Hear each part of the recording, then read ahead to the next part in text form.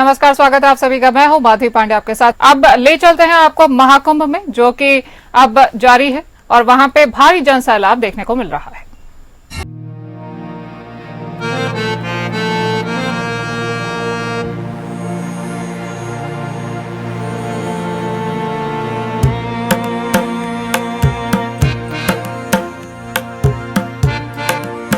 मां गंगा, मां यमुना और अदृश्य मां सरस्वती के पवित्र संगम में श्रद्धा और आस्था से ओतप्रोत साधु संतों, श्रद्धालुओं, कल्पवासियों, स्नानार्थियों और गृहस्थों का स्नान अब उस शिखर पर पहुंच गया है जिसकी महाकुंभ में पहले से ही मुख्यमंत्री योगी आदित्यनाथ ने उम्मीद जताई थी। सीएम योगी ने पहले ही अनुमान जताया था कि इस बार जो भव्य और दिव्य महाकुंभ का आयोजन किया जा रहा है वो स्नानार्थियों की संख्या का नया रिकॉर्ड स्थापित करेगा। उन्होंने शुरुआत में ही 45 करोड़ श्रद्धालुओं के आने की संभावना जताई थी। उनके ये आकलन महाकुंभ के समापन से 15 दिन पहले ही सच साबित हो गए हैं। आज सुबह 8 बजे तक करीब 50 लाख श्रद्धालुओं ने त्रिवेणी संगम में पावन डुबकी लगाई, जिसके साथ ही महाकुंभ में स्नानार्थियों की संख्या 45 करोड़ पार हो चुकी है। अभी महाकुंभ को 15 दिन और 2 महत्वपूर्ण स्नान पर्व शेष हैं और पूरी उम्मीद जताई जा रही है कि स्नानार्थियों की संख्या 50 से 55 करोड़ के ऊपर जा सकती है।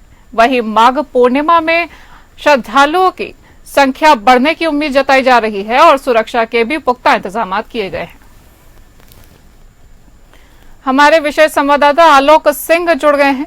आलोक, माघ पूर्णिमा को लेकर के क्या खास तैयारियां की गई हैं? देखिए, ये बहुत ही प्रमुख स्नान पर्व है माघ पूर्णिमा, और इसमें देश और दुनिया से एक उम्मीद जताई जा रही है कि करोड़ों की संख्या में श्रद्धालु आएंगे और गंगा, जमुना और अदृश्य सरस्वती की त्रिवेणी संगम में आस्था की डुबकी लगाएंगे। और अब तक के सारे रिकॉर्ड टूट गए हैं। लगभग जो आंकड़ा है अब तक के प्रमुख स्नान पर्व पे श्रद्धालुओं के स्नान करने का, वो 45 करोड़ के पार हो गया है। और ऐसी उम्मीद जताई जा रही है कि जब तक कुंभ मेले का समापन होगा, लगभग 50-60 करोड़ के करीब श्रद्धालु यहाँ पर स्नान कर लेंगे। बहुत ही प्रमुख स्नान पर्व है और चारों तरफ जो श्रद्धालुओं का जनसैलाब है, तो संगम नगरी के आसपास बहुत भारी भीड़ है, भारी जनसैलाब है।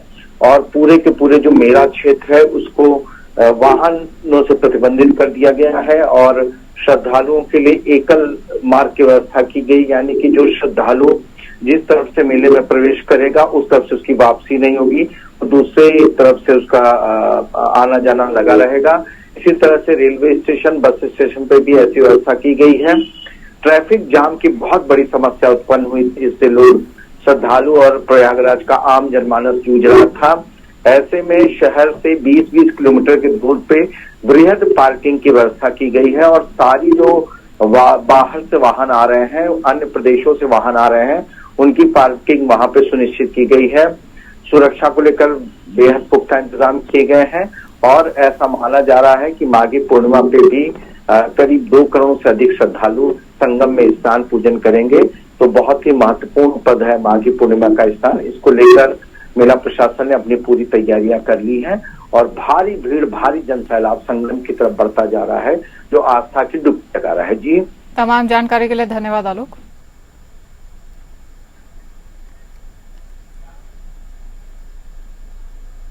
पंडित दीनदयाल उपाध्याय की पुण्यतिथि के अवसर पर मुख्यमंत्री योगी आदित्यनाथ ने उन्हें श्रद्धांजलि अर्पित करते हुए उनके विचारों की प्रासंगिकता को रेखांकित किया।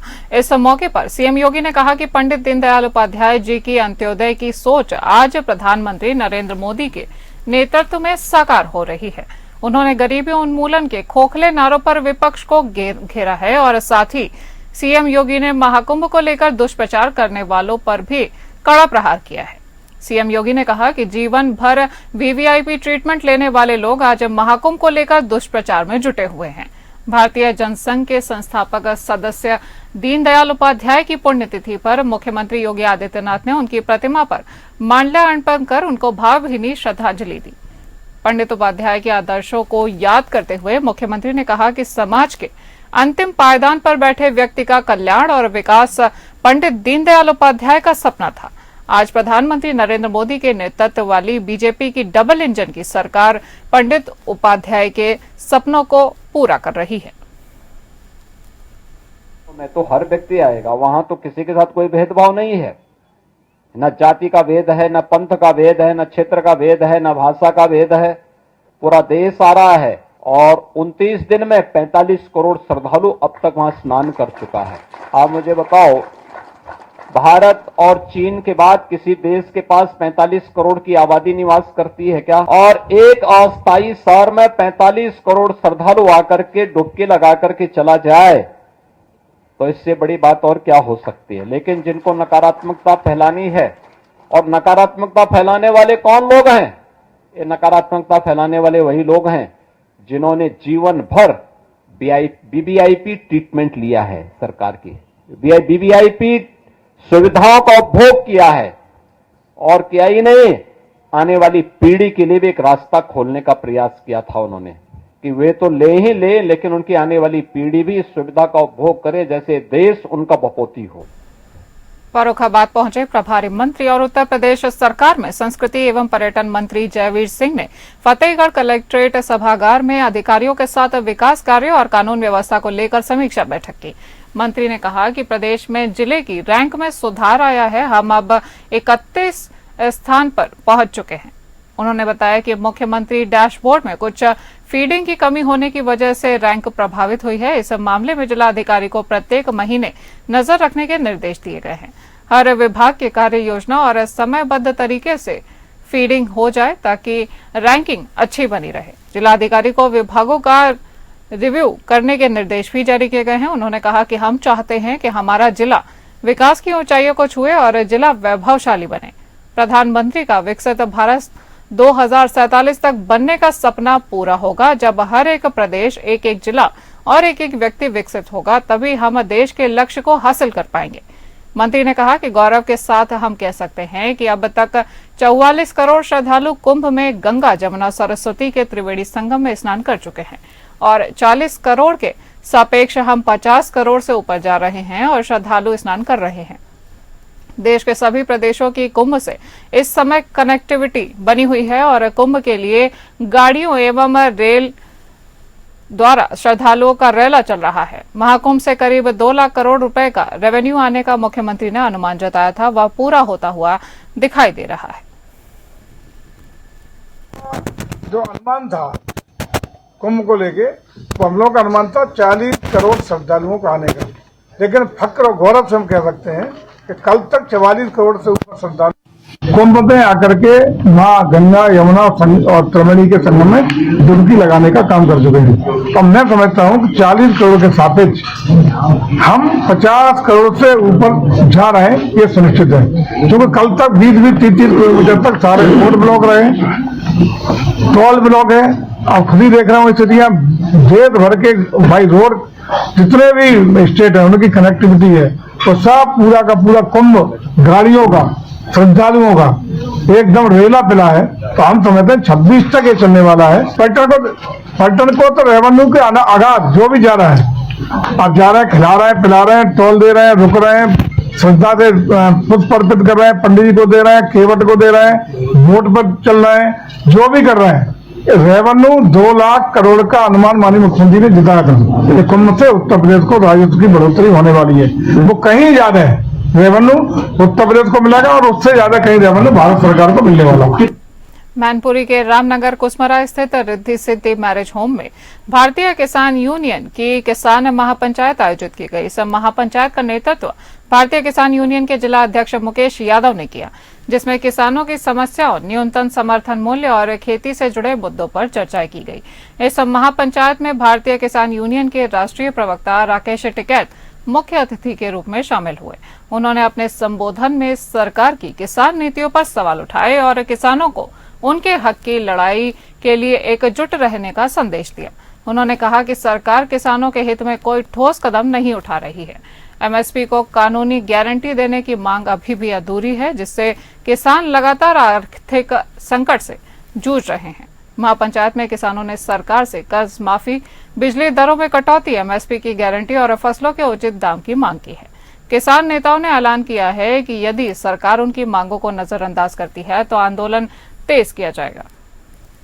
याद रखी गई आलू की समस्या है, जो कोल्ड स्टोर है उसमें भाड़ा बढ़ाया, बिजली की समस्याएं हैं, एमएसपी गारंटी कानून एक बड़ा सवाल भारत सरकार से है।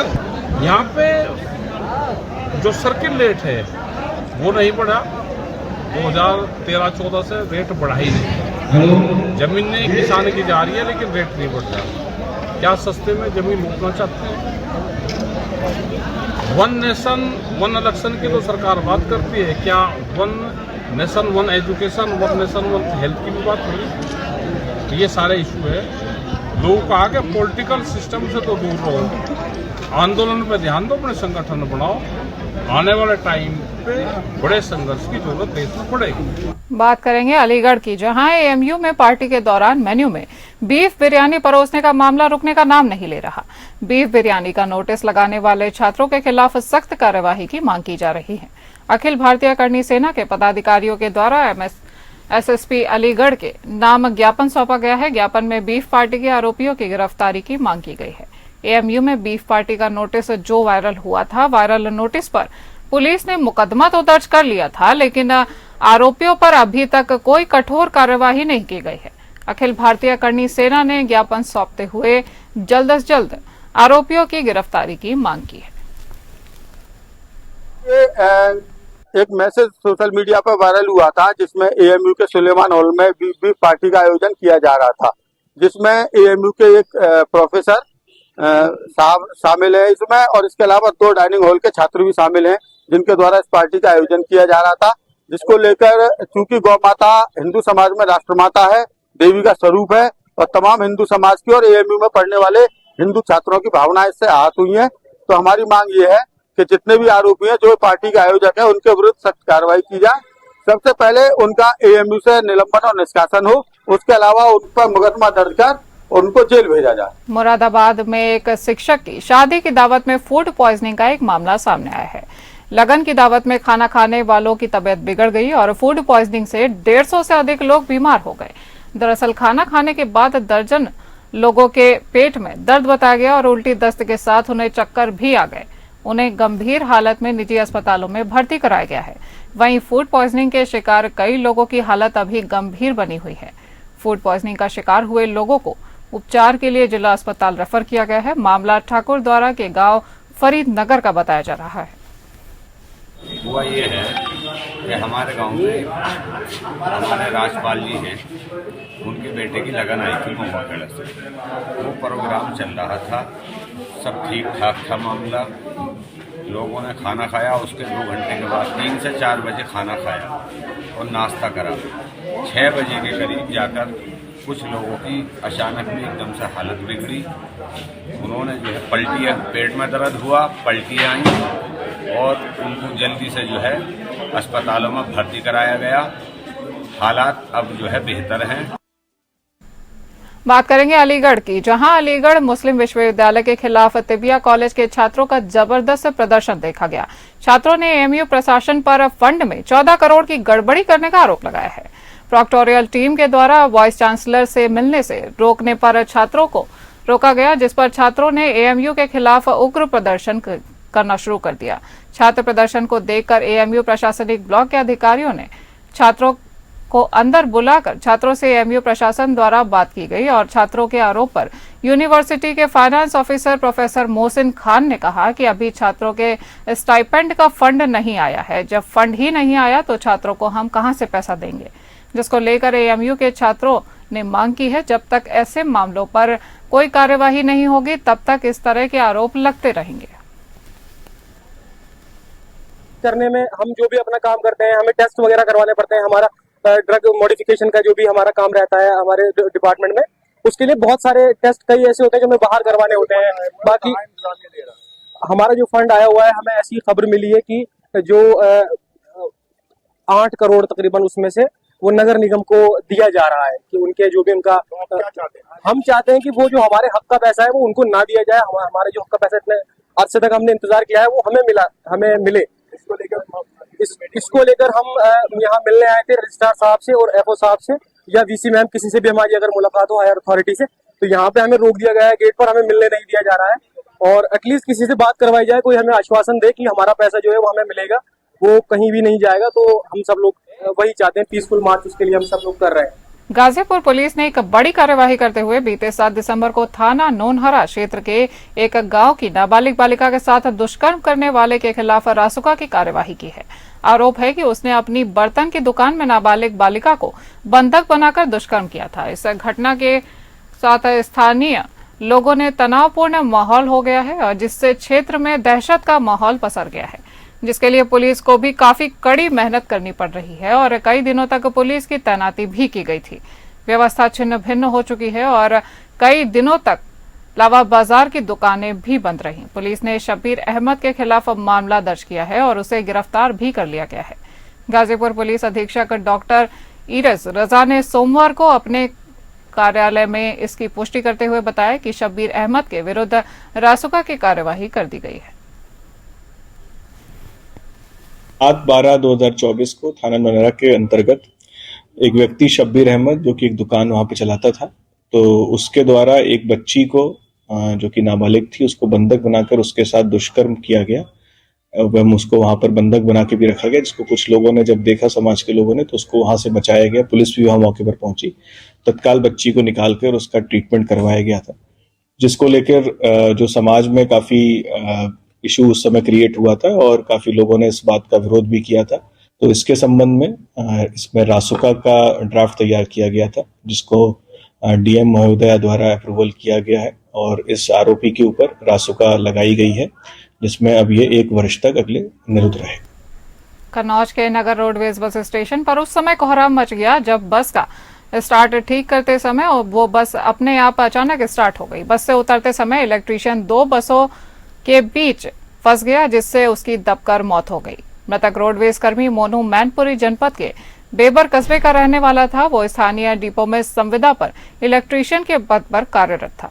हादसा होते ही मौके पर लोगों की भीड़ जुट गई और सूचना मिलते ही कोतवाली पुलिस भी मौके पर पहुंच गई। इसी बीच रोडवेज के अधिकारी भी बस स्टेशन पर पहुंच गए। हादसे की जानकारी होते ही मृतक के परिजन भी रोते बिलखते हुए वहां पर पहुंचे।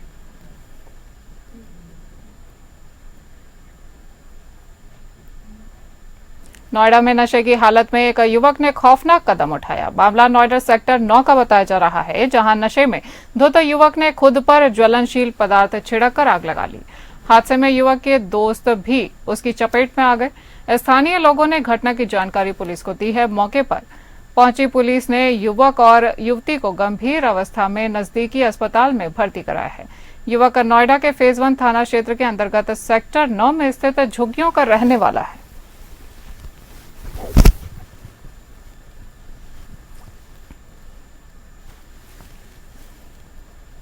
रायबरेली के लालगंज कोतवाली के दतौली गांव में एक चौंकाने वाली घटना सामने आई है। बेनी माधवगंज थाना सुरेनी निवासी अनिल ने अपने ससुराल में संदिग्ध परिस्थितियों में खुद को आग लगा ली। युवक अपने ससुराल में आया हुआ था। पारिवारिक विवाद के चलते युवक ने आग लगाकर आत्मदाह करने की कोशिश की। युवक को बचाते समय एक किशोरी भी उसमें झुलस गई। दोनों घायलों को इलाज के लिए सीएचसी भेजा गया है, लेकिन हालत गंभीर होने पर दोनों जिला अस्पताल में रेफर कर दिया गया है। पुलिस मामले को दर्ज कर युवक के आग लगने के कारणों का पता लगा रही है।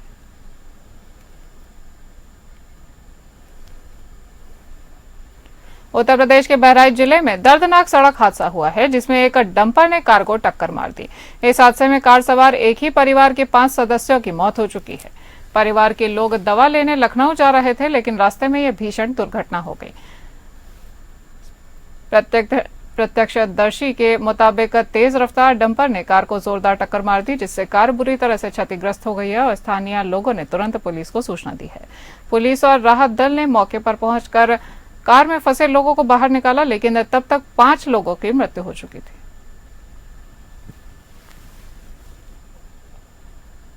इस बुलेटिन में इतना ही। नमस्कार।